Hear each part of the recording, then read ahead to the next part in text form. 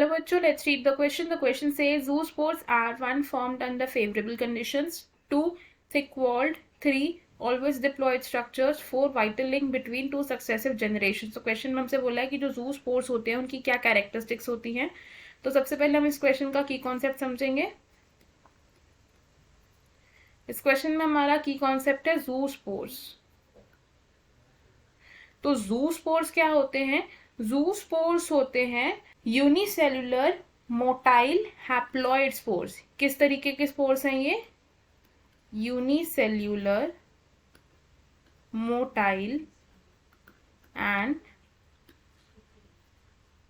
Haploid spores. Motile कैसे हैं? ज़ूस्पोर्स को मोटाइल क्यों कह रहे हैं? क्योंकि इनमें क्या प्रेजेंट है? फ्लैजिला प्रेजेंट होता है. अब ये जो ज़ूस्पोर्स होते हैं हमें किस तरीके के ऑर्गेनिजम्स में ऑब्जर्व कर सकते हैं? तो ज़ूस्पोर्स फॉर्म होते हैं by fungi and some bacterial species in favourable conditions. Formed by fungi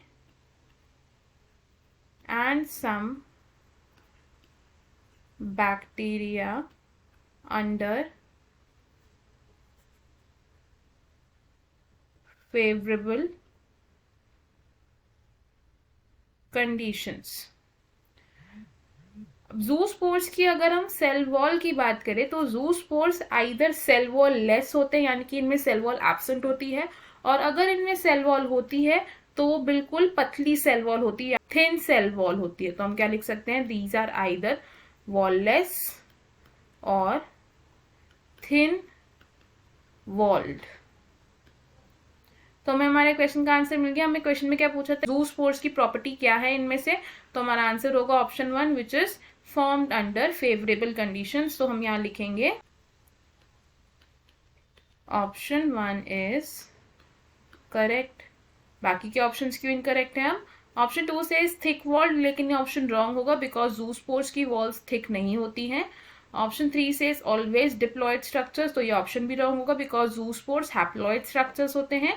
option 4 से vital link between two successive generations, तो इस ऑप्शन को हम रॉन्ग कंसिडर करेंगे क्योंकि ये बेस्ट सुटेबल आंसर नहीं है फ्रॉम द गिवन ऑप्शन. हमारा करेक्ट और फाइनल आंसर होगा option 1. I hope you understood it well. All the best. Thank you.